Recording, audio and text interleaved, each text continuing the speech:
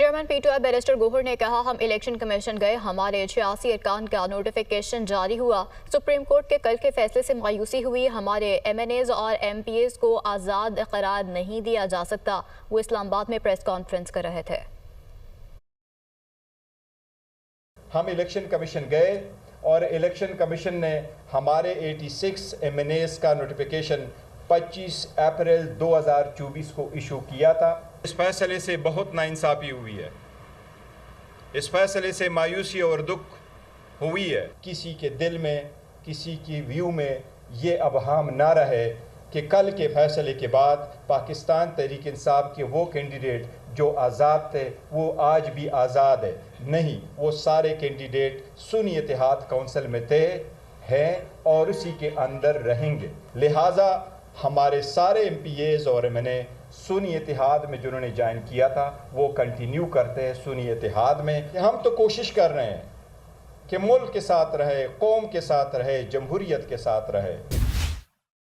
Chairman P T I barrister Gohar نے کہا ہم الیکشن کمیشن گئے، ہمارے 86 ارکان کا نوٹیفیکیشن جاری ہوا۔ سپریم کورٹ کے کل کے فیصلے سے مایوسی ہوئی، ہمارے ایم این ایز اور ایم پی ایز کو آزاد قرار نہیں دیا جا سکتا۔ وہ اسلام آباد میں پریس کانفرنس کر رہے تھے۔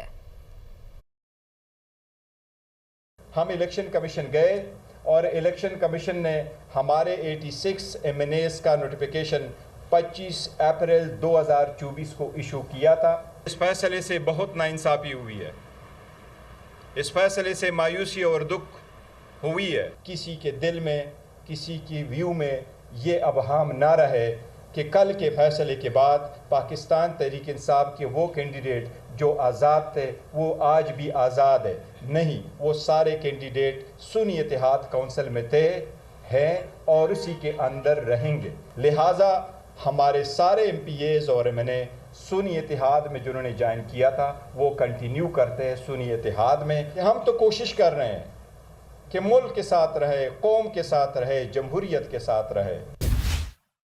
Chairman P T I barrister Gohar نے کہا ہم الیکشن کمیشن گئے، ہمارے 86 ارکان کا نوٹیفیکیشن جاری ہوا۔ سپریم کورٹ کے کل کے فیصلے سے مایوسی ہوئی، ہمارے ایم این ایز اور ایم پی ایز کو آزاد قرار نہیں دیا جا سکتا۔ وہ اسلام آباد میں پریس کانفرنس کر رہے تھے۔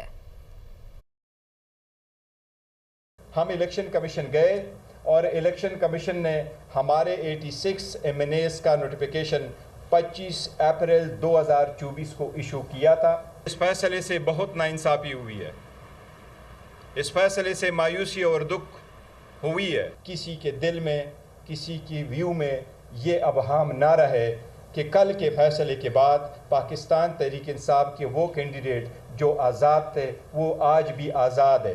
نہیں، وہ سارے کینڈیڈیٹ سنی اتحاد کونسل میں تھے، ہیں اور اسی کے اندر رہیں گے۔ لہٰذا ہمارے سارے ایم پی ایز اور ایم این اے سنی اتحاد میں جنہوں نے جوائن کیا تھا وہ کنٹینیو کرتے ہیں سنی اتحاد میں۔ ہم تو کوشش کر رہے ہیں کہ ملک کے ساتھ رہے، قوم کے ساتھ رہے، جمہوریت کے ساتھ رہے۔